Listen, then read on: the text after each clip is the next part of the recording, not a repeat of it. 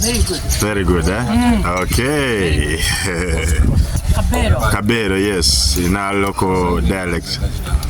It's a famous food. It's very healthy, nutritious, helps with measles and other diseases. You can check it out. It helps. Jesus! Akabeelo. Akabeelo. Akabeelo original Akabeelo. Akesese. Bali n'abasajja abasesa b'ennyanja. Bali bannansangwa. Mwasomako mu bitabo. Bale nnyo leero kati genda balaga process. Chance balaga emmere y'abajjajjaffe gye baalyanga. Bwe kiri. Basobola okuba n'omubiri guli. Bwe kiri. Emyaka 90. Bale nnyo. Buli kirungo kyonna nga kiri. Mugo yeeyo wesese. Aha! Ubira. Mugo yeeyo nyini. We are going to show you the process, how we make the Akabeelo.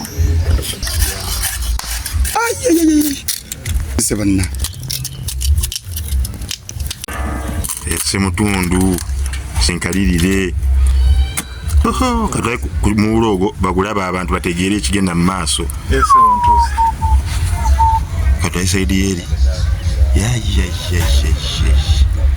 Kwegwe bayita omuula kyekyo. Kale. Cyandi rero. Akubere njogo omweru. Bakita Kibeelo. Nzenva bajjajjaffe ze baalyanga ne bawangaala. Ekiri. Mutundu. Wanya n'obulwadde bw'oba wazingama kino ekibeelo. Kiwonya omuntu nga yazingama alinga wasikoseera oyo. Wasikoseera awutakasupu. Ekyo. Kino kisinja. Eyo eba mpuuta eba tugenda kutabula kisinja no kyannyanja. Kyannyanja kyekyo kyekisinja. Ekyo kisinja tugenda kutabula. Kati supu oyo omuntu bw'amuwuutako. Endwadde zonna ziwona. N'omulwadde wa siriimu bamulagira awuute ku supu. Awuute ku kino nakyo ekisinja. Siddifo zirinnya. Siddifo zikka zirinnya. Zirinnya bulinnya. Obusirika obulwanyisa obulwadde. Yes. For those with ailments, the HIV and other ailments, sickle cells, you can take some of that, the soup.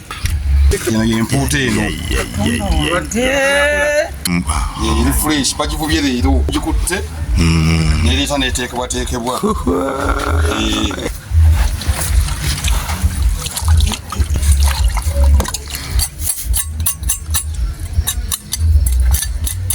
Tuli mugitereeza.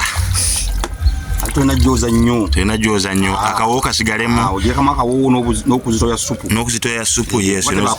Tebaako ttaka. You're not supposed to overwash it so that the soup is thick and the aroma, you retain the aroma. Bwe bulombolombo bw'abasese.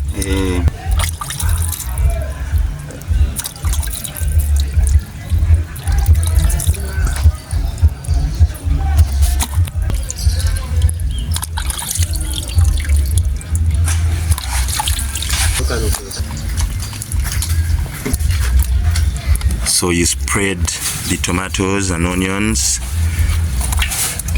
with the green pepper, carrots and garlic all over. Then you place some more of the food,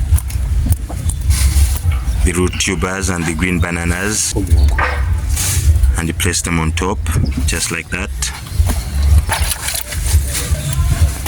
Supu w'ekisinja otabiseemu enkejje, otabiseemu kasulu, awonya ebirwadde eby'omunda ddala mu muntu.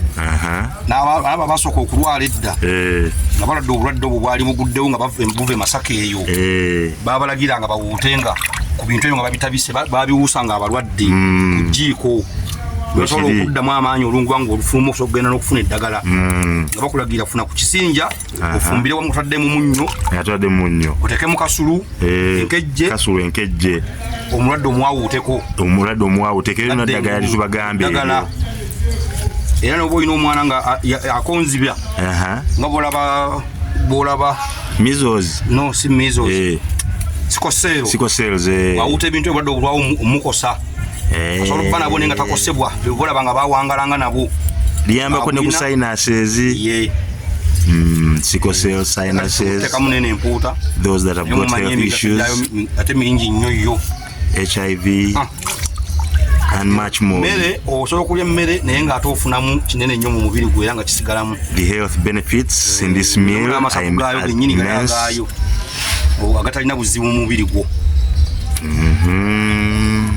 So this is not just a known dish, it is medicinal as well. That soup that comes out, you take it, it's got several health purposes, benefits rather. You could Google them out, check them out, and get to know more about it. Don't overwash them like we told you earlier. We need the aroma. Okay, we'll finish it fresh. Yes, that fish has been caught today. The Nile Perch.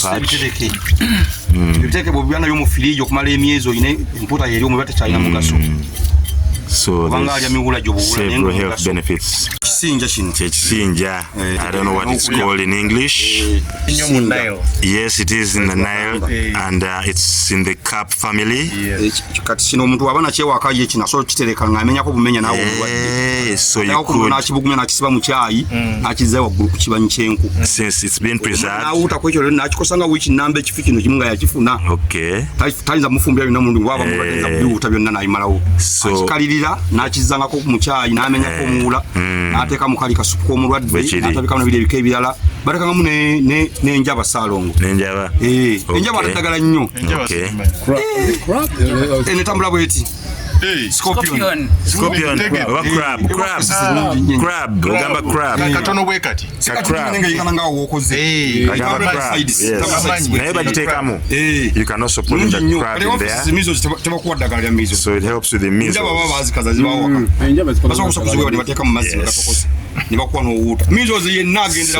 what you do, you can keep breaking off bits. You can keep breaking off bits and cooking bits. Give your ailing people, your patients, to take some and wrap it back in a banana fiber and place it in the kitchen, outdoor kitchen, where it's being smoked continuously.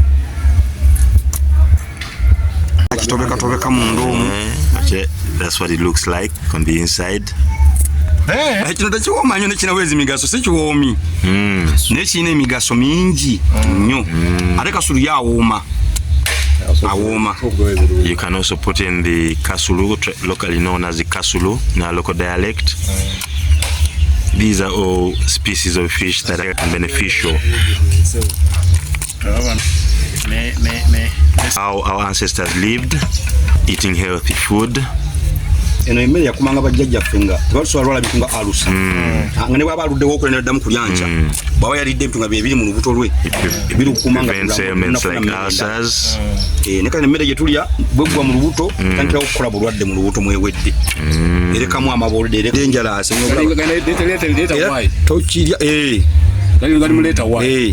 galinga wayi tokiryanga opapa nti oludde muwula kirina omuntu mugumba wali olidde enjalasi kyaweereza mukirya naddala wano ng'osemberedde omutwe webuli awo mulayi naye nga buyitirivu era gojjalanga ogusunsulwanga bungi bulinga obumba bulinga plasitiiki buzibu nnyo ino gyonna emwagima yejjudde butto gino era ogukuba mu ttamo ojja guuli.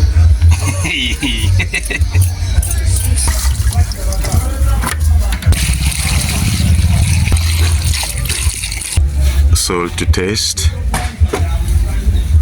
Hey, what's up? What's your name? Sorry? John and James. John and James. What are you guys up to? Fishing. I do see some traditional road fishing. Yes, how we relax. They're doing some fishing, traditional road fishing. Hope they get some fish. All right, guys. Cheers. Putting in some garlic.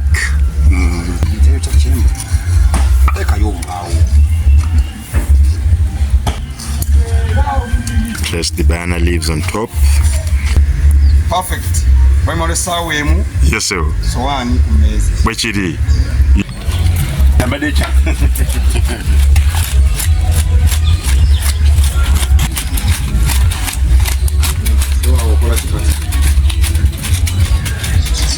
kijja kintu kisetinge akayiro kabenga keeko.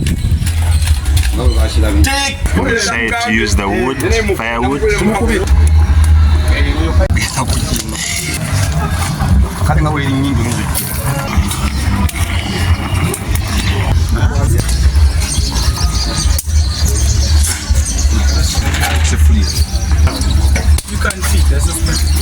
Akabuta akalimu.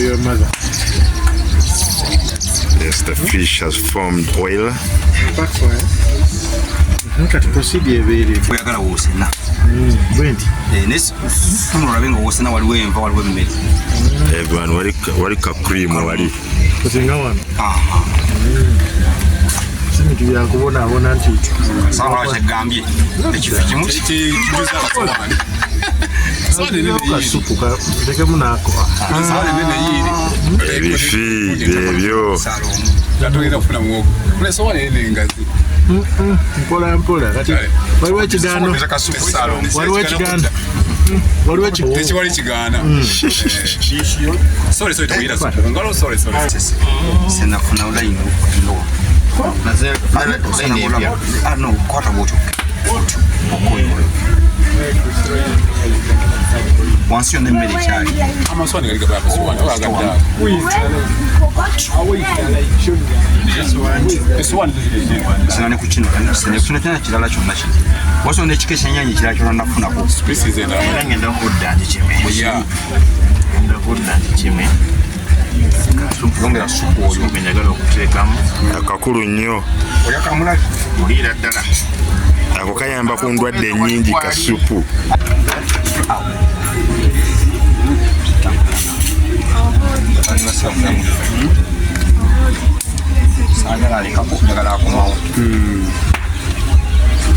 Naye sowane zigenda kubokya engalo. tesobola bavubuka. Sowane zino zimusobola. Sowane ziziri wali. Aha, like that. More better. Exactly. Abana bakolera bwoti. But it's very nice. Just a little. A little of it.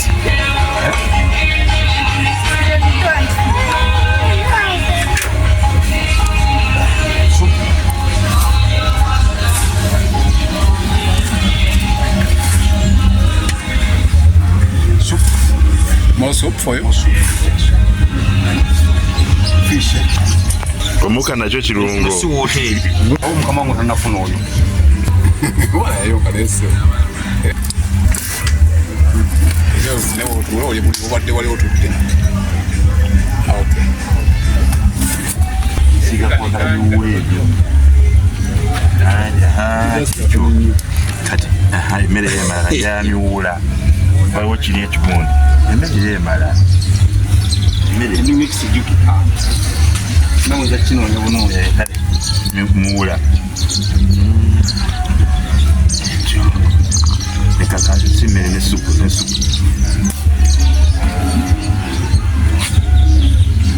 Ya rastamanie. Oye Yange. Leta rastamanie. Kimbagira kafiwa nene.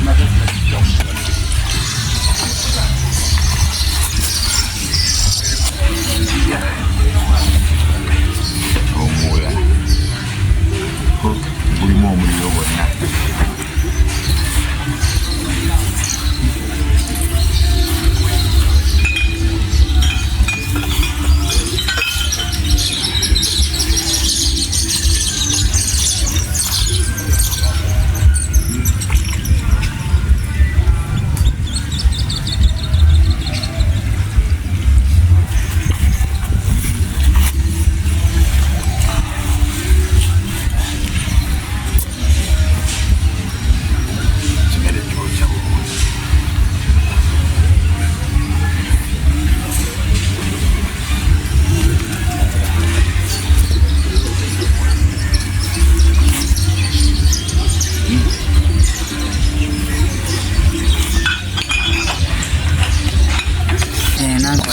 Gisetting.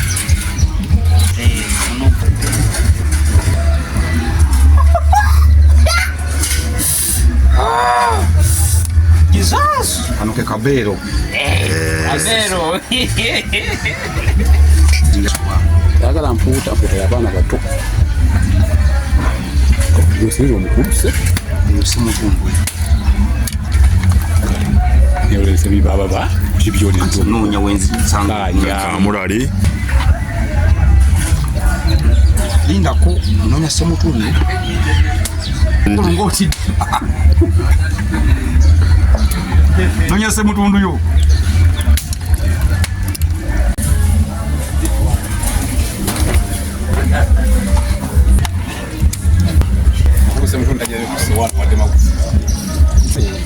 Checho.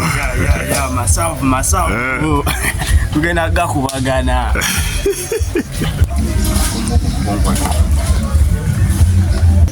Matooke.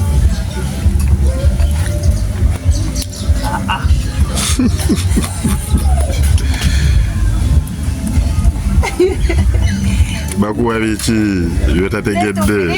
Erimu endala liri. Bampa biki byesitategedde. Emwoko simutegedde. Ekyenyanja.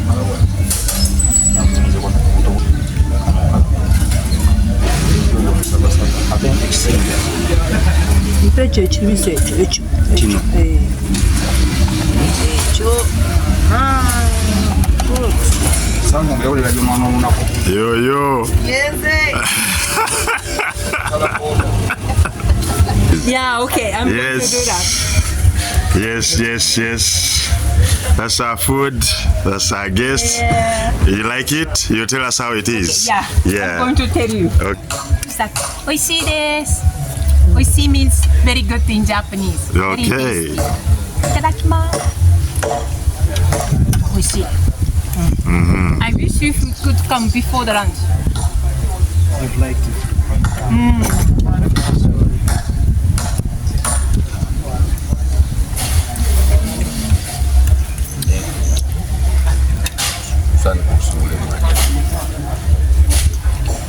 Nile Perch. Yes, Nile Perch. Nile Perch. Fresh Nile Perch. And they mix in some smoked Nile Perch, First? smoked catfish, and fresh Nile Perch with a certain another type of fish. Yes.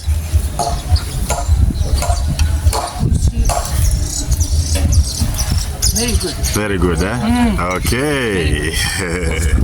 That is what we call locally Akabeelo. Akabeelo, yes, in our local dialect. It's a famous food. It's very healthy, nutritious, helps with measles and other diseases. You can check it out. It helps. That's why he said that it's a kind of medicine. Yeah, it's a kind of medicine, yes. Okay, enjoy your meal. Thank you. I'm going